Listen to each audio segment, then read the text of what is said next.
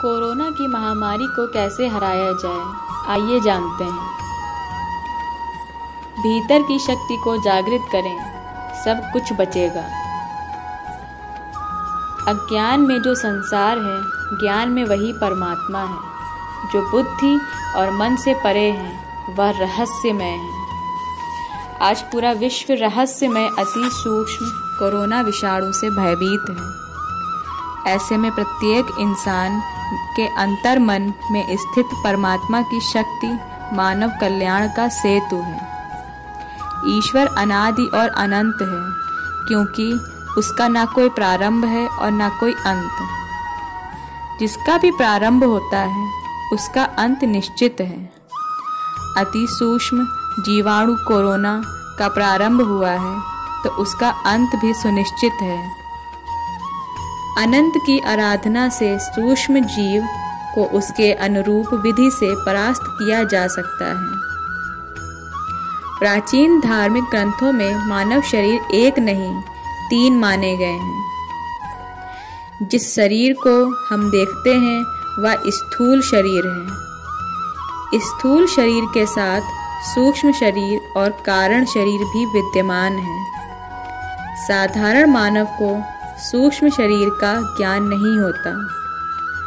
सूक्ष्म शरीर के बल से कोरोना महामारी में से मानव जाति को बचाया जा सकता है।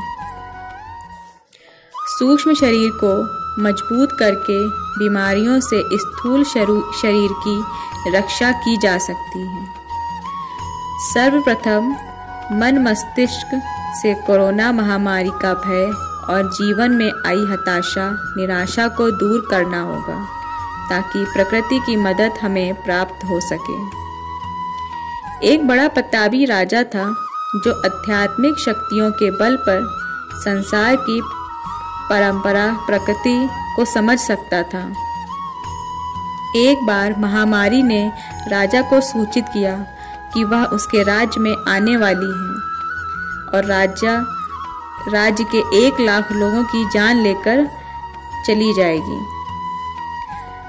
राजा ने राज्य में ढिंढोरा पिटवा दिया, जिसके कारण हर तरफ महामारी की दहशत और डर का माहौल बन गया। महामारी आई, लोगों की जान गई। जब महामारी जाने लगी, तब राजा ने पूछा कि उसने असत्य क्यों बोला। केवल 1 लाख लोगों की जान लेने की बात की थी, लेकिन 5 लाख लोग मृत्यु की भेंट चढ़े। इस पर महामारी ने कहा कि मैंने तो 1 लाख लोगों की जान ही ली है, पर जो अपने डर और दहशत का माहौल बनाया, शेष जाने तो उस डर और दहशत ने ली है। कोरोना से बचने के लिए हमें डर, दहशत, हताशा, निराशा को दूर भगाना होगा। आस्था, विश्वास के बल पर सूक्ष्म शरीर की शक्तियां को जागृत करके भौतिक शरीर की रक्षा की जा सकती है। मानव आध्यात्मिक शक्तियों का विकास कर प्रकृति की शरण और ईश्वर आराधना द्वारा आस्था, विश्वास के बल पर हर युद्ध में विजयी हो सकता है। आस्था से विश्वास जुड़ा है और विश्वास से हम जुड़े हैं।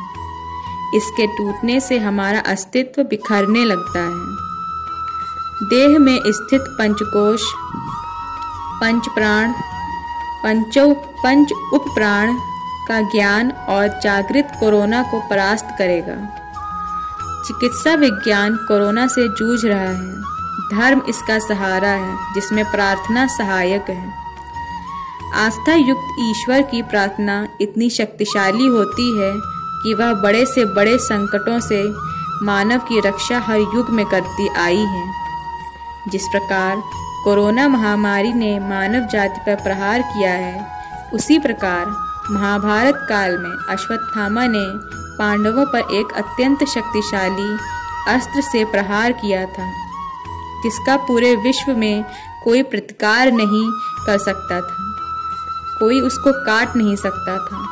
इस अस्त्र से बचाव के लिए भगवान श्री कृष्ण ने एक सुझाव दिया कि जब अस्त्र परम शक्तिशाली हो, तब सब कुछ छोड़ शांत चित्त से हाथ जोड़कर खड़े रहना चाहिए। इसी में सबकी भलाई है। इसी प्रकार जब वैश्विक महामारी कोरोना की दूसरी लहर अत्यधिक खतरनाक हो गई हो, तत्काल कुछ समझ में न आए तो हमें घरों के अंदर रहकर कोरोना के सभी दिशा निर्देशों का पालन करना चाहिए। आध्यात्मिक उपचार संकट काल में जीवित रहने के लिए संजीवनी है।